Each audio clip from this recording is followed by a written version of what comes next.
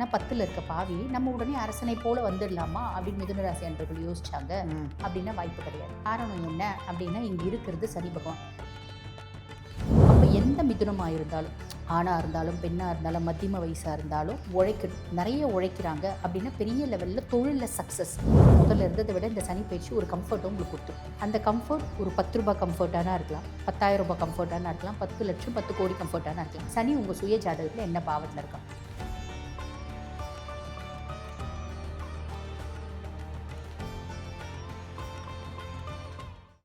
The divine Tamil நேயர்களுக்கு வணக்கம். இப்போது நம்மோடு யார் இருக்கான்னு பார்த்தீங்கன்னா, ஆன்மீக சொற்பொழிவாளர் ஜோதிட சிரோன்மணி டாக்டர் தீபா அருளாளன் மேம். வணக்கம் மேம். வணக்கம் மேம். எல்லாருமே கொஞ்சம் பயப்படக்கூடிய ஒரு பயிற்சி அப்படின்னாலே அது சனி பயிற்சி தான். அதுவும் குறிப்பிட்ட சொல்லணும்னா, இப்போது வாக்கிய பஞ்சாங்கம் படி அது திருநள்ளாறு அறிவிச்சிருக்காங்க இந்த வருஷத்துக்கான சனி பயிற்சியோட தேதி என்ன அப்படிங்கிறது. பொதுவாக ஒரு விஷயம் கேட்டுறேன் மேம். முதல் கேள்வியாக நான் இதை கேட்டுறேன். சனி பகவான் ஏன் அவரை பார்த்தாலே எல்லாரும் பயப்படுறாங்க? ரொம்ப ஸ்ட்ரிக்ட் ஆஃபீஸர் அப்படின்னு சொல்லிக்கலாம். நீதிமான், ஈஸ்வர பதவி பெற்ற ஒரே கிரகம். நீ என்ன செய்தியோ அதுக்கான பலன்களை நான் தந்தே தீருவேன் அப்படின்றவர் தான். பாரபட்சம் பார்க்க மாட்டார். நல்லவங்களா கெட்டவங்களா, உனக்கு நல்லது செய்யணும் அப்படின்ற நிலைமை, உன்னோட பூர்வ ஜென்ம நல்ல கர்மா நிறைய இருக்குது அப்படின்னா நீ எவ்வளோ பெரிய தப்பானவனாக இருந்தாலும் சூப்பராக உனக்கு நல்லதை கொடுப்பார். நீ எவ்வளோ நல்லவனாக இருந்தாலும் பூர்வ ஜென்ம கர்மா உனக்கு நிறைய இருக்குது அப்படின்னா அவர் நல்லா இல்லாத காலகட்டத்தில் அவர் 7 நாட்டு சனியாக வராரு, அர்த்தாஷ்டம சனியாக வராரு, அஷ்டம சனியாக வராரு. அந்த காலகட்டத்தில் கெடு பலன்களை கண்டிப்பாக கொடுத்தே தீர்வார். ஆனால் அந்த கெடு பலன்களையும் ஒரு பெரிய நல்லது இருக்குது. என்ன அப்படின்னா வாழ்க்கைக்கான படிப்பினையே கொடுத்துருவார்.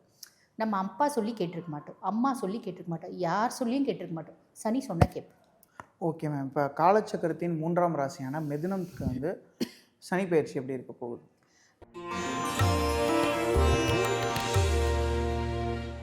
மிதுன ராசி அன்பர்களுக்கு பார்த்திங்கன்னா சனி பகவான் லார்ட் ஆஃப் 8 and 9, அதாவது துஷ்ஸ்தானத்துக்கும் அவன் தான் அதிபன், 9ஆம் பாவம் பாக்கியஸ்தானத்துக்கும் அவன் தான் அதிபன்.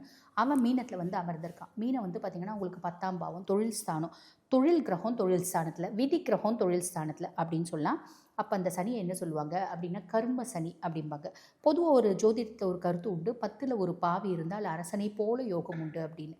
ஆனால் இங்கே சனி பாவி தான், ஆனால் 10ல் இருக்க பாவி நம்ம உடனே அரசனை போல வந்துடலாமா அப்படின்னு மிதுன ராசி அன்பர்கள் யோசிச்சாங்க அப்படின்னா வாய்ப்பு கிடையாது. காரணம் என்ன அப்படின்னா இங்கே இருக்கிறது சனி பகவான். நேராக உனக்கு சிம்மாசனத்தையும் கிரீடத்தையும் கொடுத்துருவானா கிடையாது. நான் 10 ரூபாய் உனக்கு கொடுக்கறதுக்கு முன்னாடி உனக்கு இதுக்கான தகுதி இருக்கா, 10 ரூபாய் வாங்குறதுக்கான தகுதி இருக்கா அப்படின்றத பல முறை அனலைஸ் பண்ணிட்டு தான் கொடுப்பேன். அப்போ என்ன எளிமையாக ஒரு வார்த்தையில் சொல்லணும் அப்படின்னா 10ல் சனி. அப்போ நீங்கள் என்ன பண்ணணும்? ஹார்ட் ஒர்க் பண்ணணும்.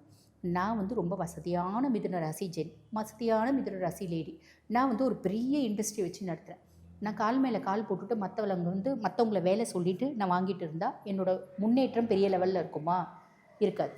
சனி கொடுக்க மாட்டான். அப்போ கீழே தள்ளிடுவானா? தள்ளவும் மாட்டான். உனக்கு நான் பெருசாக எதுவும் கொடுக்க மாட்டேன், ஏன்னா நீ உழைக்க மாட்டேங்கிற, நீ உழைச்சா மட்டும்தான் எனக்கு பிடிக்கும். இதுதான் சனியோட மைண்ட் செட். அப்போ எந்த மிதுனமாக இருந்தாலும், ஆணாக இருந்தாலும் பெண்ணாக இருந்தாலும் மத்தியம வயசாக இருந்தாலும் உழைக்கணும். நிறைய உழைக்கிறாங்க அப்படின்னா பெரிய லெவலில் தொழிலில் சக்ஸஸ் அப்படின்றது ஆவாங்க. தொழிலில் அவங்களோட கிராஃப் பெரிய ஃப்ளக்சுவேஷன், பெரிய பீக்கை நோக்கி போகும் அப்படின்னு சொல்லலாம். அதுக்கும் மேலே இவரோட பார்வை 3, 7, 10 இல்லைங்களா, அது 4, 7, 12ஆம் பாவத்தை பார்க்குது. அப்போ சுகஸ்தானத்தை பார்க்குது. மிதுனமா நீங்கள் முதல்ல இருந்ததை விட இந்த சனி பயிற்சி ஒரு கம்ஃபர்ட்டும் உங்களுக்கு கொடுத்துரும். அந்த கம்ஃபர்ட் ஒரு 10 ரூபாய் கம்ஃபர்ட்டானா இருக்கலாம், 10,000 ரூபாய் கம்ஃபர்ட்டானா இருக்கலாம், 10 லட்சம் 10 கோடி கம்ஃபர்ட்டானா இருக்கலாம். சனி உங்கள் சுய ஜாதகத்தில் என்ன பாவத்தில் இருக்கான், என்ன தசை நடக்குது, தசநாதன் வலுத்து இருக்கானா, இதை பொறுத்து பலன். புரியுதுங்களா? அம்மாவுக்கும் உங்களுக்குமான ரிலேஷன்ஷிப்பில் ஒரு அந்யோன்யம் அப்படின்றது வரும். ஆனால் அம்மானோட உடல் ஆரோக்கியத்தில் கொஞ்சம் கவனமாக இருக்கும். ஃபஸ்ட்டு விஷயம். நிறைய பார்த்திங்கன்னா டீஃபால்ட்டாக ஒரு இடத்துலேருந்து இன்னொரு இடத்துக்கு போகிறது, அதாவது இடம் மாற்றம், தொழில் மாற்றம், வீடு வாங்குறது, சொத்து பத்து வாங்குறது, இதெல்லாம் மிதுனத்துக்கு நடக்கும். அது ஒரு ஃபஸ்ட்டு ப்ளஸ். அம்மானோட ஆரோக்கியத்தில் கவனம் வச்சுக்கணும். அதே மாதிரி 7ஆம் பாவத்தை பார்க்குறான்.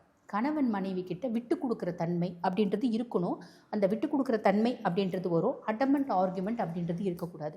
கணவன் மனைவி கிட்ட அன்பு அப்படின்றது மலரும் அப்படின்னு சொல்லலாம். நிறைய பேருக்கு திருமண வரன் கூடி வரத்துக்கான வாய்ப்பு உண்டு, நல்ல ஒரு வரனாக வரத்துக்கான வாய்ப்பு உண்டு.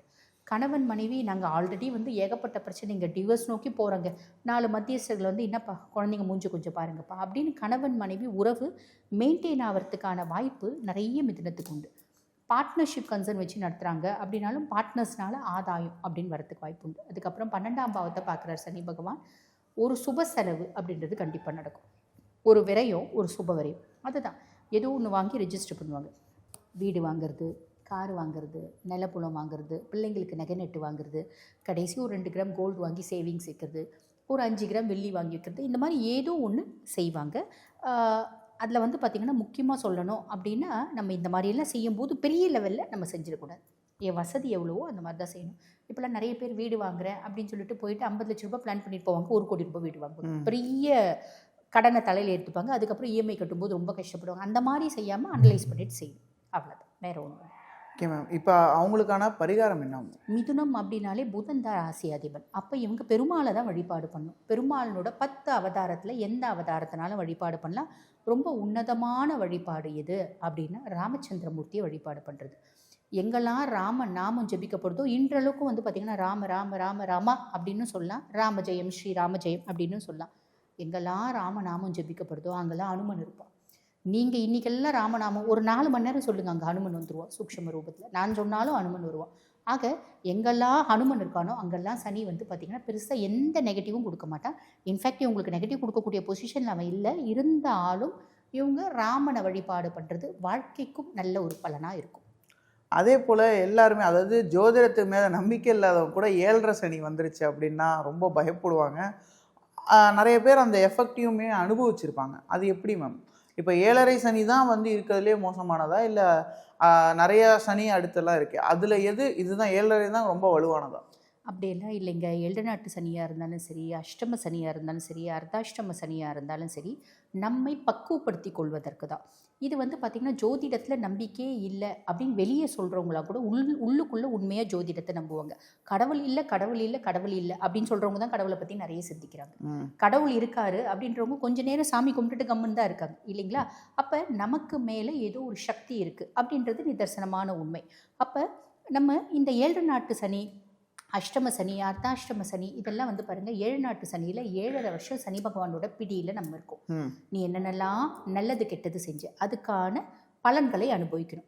அஷ்டம சனி அப்படின்றது 7 நாட்டு சனியில் 7.5 வருஷம் சனி பகவான் கொடுக்கக்கூடிய கெடு பலன்களை 2.5 வருஷத்தில் கொடுத்துருவார். பொதுவாக சனி வந்து மந்தன், முடவன் அப்படின்னா அவர் நிதானமாக ஸ்லோ மூவிங் பிளானட். ஒரு ராசிலேருந்து இன்னொரு ராசிக்கு போகிறதுக்கு ஏறக்கூடிய 2.5 இயர்ஸ் அவர் எடுத்துக்கிறார். அதே மாதிரி பார்த்திங்கன்னா அவர் மந்தன் அப்படின்போது ஒரு ஸ்லக்கிஷ் பிளானட். அதே மாதிரி அவர் முடவன். அதனால தான் இந்த 7 நாட்டு சனி, இந்த அஷ்டம சனி, அர்த்தாஷ்டம சனி காலகட்டத்தில் நம்மளுக்கு எலும்பு சார்ந்த பிரச்சனைகள் வரும். எலும்பு அடிபட்டுறது, கால் கொஞ்சம் தாங்கி நடக்கிறது, இடுப்பு எலும்பு, கழுத்து எலும்பு, டிஸ்க் ப்ரொலாப்ஸ் ஆகிறது, கழுத்துக்கு வந்து சர்விக்கல் காலர் போட்டுக்கிறது, அந்த மாதிரி எலும்பு சார்ந்த அவர் முடவன்றதுனால நம்மளுக்கு எலும்பு சார்ந்த பிரச்சனைகளை கொடுத்துருவார். இதில் எது ரொம்ப வீரியோ அப்படின்னா 7 நாட்டு சனி வந்து ரொம்ப ஸ்லோவாக நம்மளை போட்டு வறுத்தெடுப்பார். அஷ்டம சனியில் ரொம்ப ஃபாஸ்ட்டாக 2.5 வருஷத்தில் ஹை தீயில் வறுத்தெடுப்பார். அஷ்டம சனியில் பெரும்பாலும் எல்லா விதத்துலையும் நம்மளை வந்து பார்த்திங்கன்னா ஒரு ட்ரை ஆக்குவார் அப்படின்னு சொல்லலாம். ஒரு மனுஷனுக்கு எங்கெங்கெல்லாம் அடித்தா வடிக்கும், மொதல் விஷயம் அவனுக்கு வந்து பார்த்திங்கன்னா ஃபேமிலியில் பிரச்சனை, அவன் கொஞ்சம் நொந்து போவானா, வேலை செய்கிற இடத்துல பிரச்சனை, நிறைய நோவானா, நம்மளோட நெய்பர்ஸோட பிரச்சனை, இன்னும் கொஞ்சம் நொந்து போயிடுவான், காசு பணத்தை அடிச்சிடுவார், 90% நொந்துருவானா, ஆரோக்கியத்தையும் கெடுத்துவார். அப்போ என்ன பண்ணுவான்? அவன் ரொம்ப வந்து அப்செட் ஆகி உட்காருவான் பார்த்தீங்களா? இந்த மாதிரி ஒரு விஷயத்தை கொடுக்குறாரு. ஆனால் இது எதுக்கு கொடுக்குறாரு? வாழ்க்கைன்னா என்னன்னு புரிய வைக்கிறதுக்கு கொடுக்குறாரு. ஒரு முறை 7 நாட்டு சனி வந்துட்டு போயிடுச்சு அப்படின்னா நம்ம ரொம்ப பக்குவப்பட்டுருவோம், ரொம்ப தெளிவாகிடுவோம், நம்ம மனசு தெளிஞ்ச நீரோட மாதிரி ஆகிடும் அப்படின்னு சொல்லலாம். Okay ma'am. அதே போல் சிலருக்கு வந்து இந்த 7 நாட்டு சனிலையும் கூட சனியோட பாதிப்பு பெருசாக இல்லாமல் இருக்காங்களா மேம்? அவங்களாம் யார்? கண்டிப்பாக. இப்போ நம்ம பார்த்திங்கன்னா பல வந்து சினிமா நடிகர்கள் அந்த டாப் ரேஞ்ச்லேயே இருப்பாங்க. இப்போ ரஜினிகாந்த் சாருக்குலாம் 7 நாட்டு சனி வரவே இல்லையா? கமல்ஹாசன் சாருக்குலாம் 7 நாட்டு சனி வரவே இல்லையா? பெரிய பெரிய அரசியல் தலைவர்கள் அவங்களுக்குலாம் 7 நாட்டு சனி வரவே இல்லையா? எல்லாருக்கும் வரும். 29 வருஷத்துக்கு ஒரு முறை ஒரு ரவுண்டு நம்மளுக்கு வரும். இப்போ உங்களுக்கு ஒரு 10 வயசில் வந்துச்சு அப்படின்னா 49 வயசில் வரும். புரியுதுங்களா? First round, second round, 3 round வரத்துக்கு வாய்ப்பு உண்டு அவங்களோட ஆயுசை பொறுத்து. அப்போ அவங்களாம் எப்படி நல்லா இருக்காங்க அப்படின்னா திசை என்ன திசை நடக்குதோ அந்த திசை சூப்பரான திசை இருக்குது அப்படின்னா 7 நாட்டு சனியாக இருந்தாலும் சரி, அஷ்டம சனியாக இருந்தாலும் சரி, அர்த்தாஷ்டம சனியாக இருந்தாலும் சரி, அதனோட பாதிப்பு 40% தான். அதிகபட்சம் சூப்பரான திசை நடக்குது. குரு திசை நடக்குதுப்பா, எனக்கு குரு ஜாதகத்தில் உச்சம்பா, பாதிப்பு 30% தான். சுக்கிர திசை நடக்குதுப்பா, சுக்கிரன் சூப்பராக இருக்கான், பாக்கிய சுக்கிரனாக இருக்கான், வீடு கொடுத்தவனும் சூப்பராக இருக்கான், நட்சத்திர சாரை வாங்கினவும் சூப்பராக இருக்கான், நான் அருமையாக இருப்பேன், எனக்கு பாதிப்பு பெருசாக கிடையாது. ஆனால் எல்லாருக்கும் அந்த மாதிரி பிராப்தம் இருக்குமா? இருக்கிறது இல்லை. அப்போ ஒரு சிலருக்கு 7 நாட்டு சனி 100% வறுத்தெடுக்காமல் இருக்கிறதுக்கு காரணம் தசை. பொதுவாக ஒரு வார்த்தை சொல்லுவாங்க ஜோதிடத்தில், தசநாதன் செய்யாததை புத்திநாதன் செய்யான், புத்திநாதன் செய்யாததை கோச்சாரன் செய்யான். அப்போ கோச்சாரமாக வரவன் தான் சனி. 7 நாட்டு சனி, அஷ்டம சனி, அர்த்தாஷ்டம சனி. சுய ஜாதகத்தில் என்ன தசை நடக்குது அது அங்கே மெயின். அப்போ சுய ஜாதகத்தில் நாங்கள் இப்போ பலன்னா சொல்லிட்டு என்ன சொல்கிறோம், உங்கள் சுய ஜாதகத்தை வச்சு கொஞ்சம் அனலைஸ் பண்ணிக்கோங்கன்னு சொல்கிறோம் இல்லைங்களா. அப்போ சுய ஜாதகத்தில் தசை எக்ஸலண்ட்டாக இருக்குன்னா பெரிய பாதிப்பு இல்லை. சுய ஜாதகத்திலே இப்போ ஒரு ரிஷபராசி, அவனுக்கு வந்து பார்த்திங்கன்னா குரு தசை நடக்குது. குரு சுய ஜாதகத்தில் பெருசாக ஃபேவராக இல்லை. அதுக்கும் மேலே ரிஷபராசிக்கு குரு வந்து பார்த்திங்கன்னா 8 மற்றும் 11 அதிபன், அஷ்டமாதிபதி அவன்.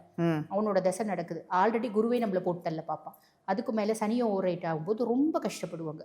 ஒரு பரமபதத்தில் வர ஏணி பாம்பு மாதிரி பெரிய ஏணியில் ஏறி இருந்தவங்க பெரிய பாம்பில் இறங்கிடுவாங்க. அந்த மாதிரி எத்தனையோ ஜாதகம் நாங்கள் பார்த்துருக்கோம். ஒரே நாளில் 0 ஆனவங்க எத்தனையோ பேர் பார்த்துருக்கோம். அந்த மாதிரி வரும். ஆனால் அதுக்காக அவங்க ஒரே முட்டா வந்து 0 ஆகிட மாட்டாங்க. வாழ்க்கையே முடிஞ்சு போயிட திரும்பி மீண்டு எழுவாங்க.